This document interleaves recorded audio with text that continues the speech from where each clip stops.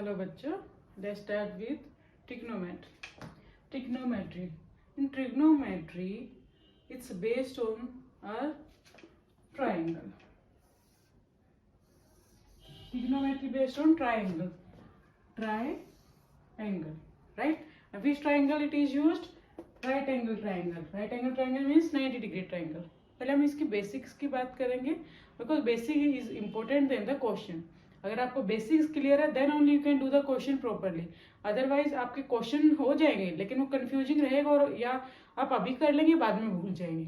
ठीक है, अगर आपके बेसिक क्लियर है तो आपको कोई भी क्वेश्चन दे दिया जाए, चाहे वो ML अग्रवाल, RS अग्रवाल या यू कैन से RD शर्मा, NCERT, कोई भी बुक हो, कोई भी क्वेश्चन हो आप कर लेंगे. बस आपको बेसिक क्लियर होना चाहिए. तो पहले बेसिक समझिए. ठीक है, तो आज हम वही डिस्कस कर रहे हैं कि basic of trigonometry. Trigonometry based on the triangle, right? Triangle, right angle triangle means one angle should be 90 degree. Thus this angle is 90, ABC, right? ABC. This is the base, as you know, base, perpendicular, hypotenuse. ठीक है, base, perpendicular, hypotenuse, right? Base क्या होता है कि एक platform जिसके ऊपर आपका एंगल टिका हुआ होता है, राइट?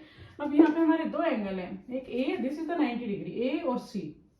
अगर मैं एंगल ए की बात करती हूँ तो बेस होगा ए बी. अगर मैं एंगल सी की बात करूंगी तो बेस होगा आपका बी सी, राइट? एंगल अगर सी की बात हुई तो बेस आपका बी सी होगा. Clear this thing? क्वेश्चन में बताऊंगी, क्वेश्चन से आपको क्लियर हो जाएगा. अब बेसिक्स के लिए मोस्ट इंपॉर्टेंट थिंग आपको क्या पता होनी चाहिए? Trigonometry ratios. ट्रिग्नोमेट्री रेशियोज आपके कौन कौन से हैं? साइन, कोसाइन, टेंजेंट, और भी हैं just the reverse of this. ठीक है, अब इसके लिए आपको क्या चीज याद होनी चाहिए? पंडित, बद्री, प्रसाद, हर, बोल. याद करने का तरीका है, जस्ट याद करने का तरीका, बुक में ऐसा कुछ नहीं है. याद करने का तरीका पंडित, बद्री, प्रसाद, हर, बोल, right? P for here perpendicular, B base, P perpendicular, H hypotenuse and base. Means that sine value is perpendicular by hypotenuse, cos value is base upon hypotenuse and tangent value is perpendicular upon base. Clear?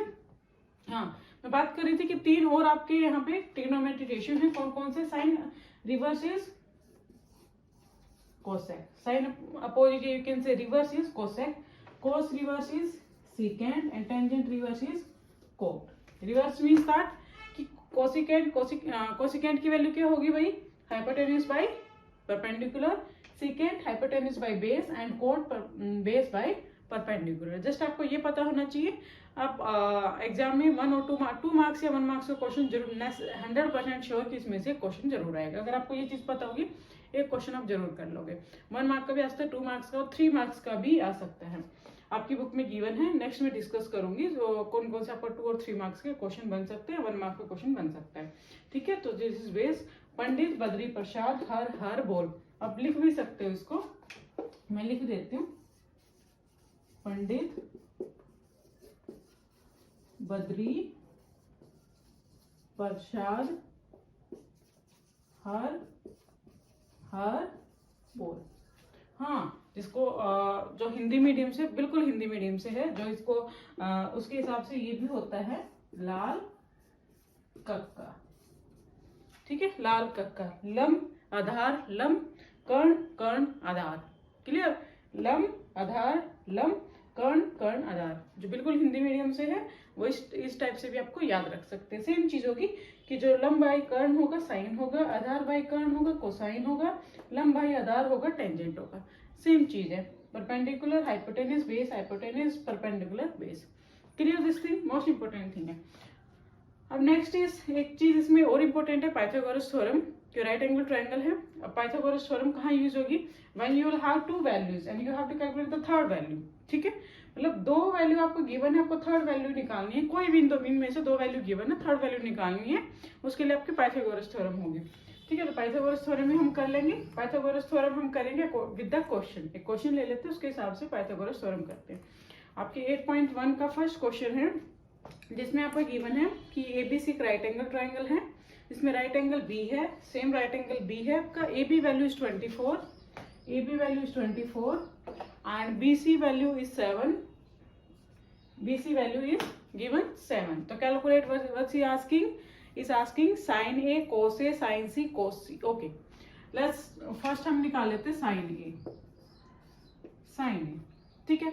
अब A angle देखिए, यहाँ पे मैंने angle क्यों नहीं लिखा, यहाँ पे A क्यों नहीं लिखा? Because A angle can be anything. Angle it can be theta भी लिखा जा सकता है यहाँ पे साइन थीटा, या लिखा जा सकता है कि साइन फाई भी लिखा जाता है, साइन A या साइन B साइन C कुछ भी हो सकता है ना. वेरिएबल एंगल की वैल्यू कुछ भी हो सकती है. वेरिएबल लाइक जैसे ए भी एक वेरिएबल है, ए की वैल्यू कुछ भी हो सकती है, लाइक 30 45 60 है ना, कुछ भी हो सकती है. तो इसलिए मैंने यहाँ पे ना थीटा लिखा ना कुछ लिखा, डायरेक्ट मैंने लिखा है कि साइन ओनली. राइट, ठीक है. हम क्वेश्चन के हिसाब से करते हैं. तो sine A means this angle. तो अकॉर्डिंग टू दिस बेस क्या होगा, ये होगा. किस पे ये एंगल टिका हुआ है, दिस पे. तो this is your base, perpendicular and hypotenuse, same चीज ऐसे ही होगा. तो साइन क्या होता है भाई आपका, परपेंडिकुलर अपॉन हाइपोटेनस. तो हाइपोटेनस साइन होता है आपका परपेंडिकुलर अपॉन हाइपोटेनस. अब हाइपोटेनस तो आपके पास है नहीं, हाइपोटेनस कैसे निकालेंगे, पाइथागोरस थ्योरम से. पाइथागोरस थ्योरम यूज करेंगे, उसके थ्रू हम हाइपोटेनस निकालेंगे using Pythagoras theorem. Pythagoras theorem से हाइपोटेनस निकाल लेते हैं. क्या होती है Pythagoras theorem, hypotenuse square is equal to base square plus perpendicular square. Clear. Base value is 24 square is plus perpendicular 7 square. Right, ठीक है. 24 square is 576 plus 49. How much, 625. Right, 625 hypotenuse square. तो यहाँ से हाइपोटेनस की value क्या आ जाएगी, root of 625 that is 25. Clear this thing. Root की वैल्यू नहीं निकालनी आती वो आप मेरे को कमेंट कर सकते हैं, कमेंट बॉक्स में डेफिनेटली आप लिख सकते हैं. रूट की वैल्यू कैसे निकाली जाती है वो मैं आपको बताऊंगी. ठीक है, कि फॉर एग्जांपल आपको 729 गिवन है, या आपको कैसे पता चलेगा कि ये किसका रूट होता है. ठीक है ना, वो भी वैल्यू मैं आपको बता दूंगी कि किसका रूट होता है, वो भी हम निकालना समझा देंगे. कोई बात नहीं आता तो sine A is perpendicular by hypotenuse. Perpendicular is what, 7 and hypotenuse is निकाल लिया हमने 25. Right, 7/25 is your answer. हम बात करते हैं कि साइन सी की वैल्यू क्या है भाई. साइन सी, अब देखो एंगल बदल गया ना, ये सेम नहीं हो सकती, एंगल बदल गया, ये चीज है ना, एंगल बदल गया. क्या एंगल हो गया, सी. तो सी है हमारे यहाँ पे, ठीक है. और सी के हिसाब से बेस क्या होगा, सी के हिसाब से ये बेस होगा भाई, और ये परपेंडिकुलर होगा. क्यों बेस होगा कि सी किस पे टिका हुआ है, सी इस प्लेटफॉर्म पे टिका हुआ है. राइट, तो सी के हिसाब से बेस होगा बी सी, परपेंडिकुलर होगा ए बी. राइट, तो साइन क्या होता है, परपेंडिकुलर बाय हाइपोटेनस. तो सी के हिसाब से परपेंडिकुलर क्या है भाई, 24 एंड हाइपोटेनस सेम रहेगा 25. क्लियर. ए और सी के हिसाब से क्लियर है दोनों चीजें. बाकी इसमें जो भी आगे क्वेश्चन है वी विल डिस्कस करेंगे डेफिनेटली. हाँ, ये वाला पार्ट ध्यान रखना, रूट वैल्यू नहीं निकालनी आती है मुझे बता सकते हो, कमेंट में कमेंट कर दीजिए, हम बताएंगे कैसे उसका रूट निकालना है. ठीक. और कुछ ऐसी सिंपल वैल्यू होती है जिनका रूट तो बहुत इजी होता है. फॉर एग्जांपल अगर मैं आपसे बात करूँ कि 15 का रूट क्या, 15 का स्क्वायर क्या होगा, तो स्क्वायर अगर पता है तो रूट अपने आप पता हो जाएगा. तो 5 लास्ट वैल्यू का एज इट इज 25, जो फर्स्ट वैल्यू है उसके सक्सीडिंग नंबर से मल्टीप्लाई कर दीजिए. जैसे 1 into 2 करेंगे तो 1 into 2 क्या हो जाएगा, 2. तो 15 का स्क्वायर 2 to 5. फॉर एग्जाम्पल आप कर लेते 45 का स्क्वायर निकालना है, तो 5 का स्क्वायर एज इट इज 25, 4 को उसके सक्सीडिंग नंबर 4 और 5 को मल्टीप्लाई, 4 5 जा 20, 25 ही इसका 45 का स्क्वायर होगा. ठीक है ना, ऐसे होता है. हम बाद में डिस्कस कर लेंगे. अगर आपको इनमें डाउट हो आता है तो डेफिनेटली गुड. ठीक है, ओके, थैंक्स.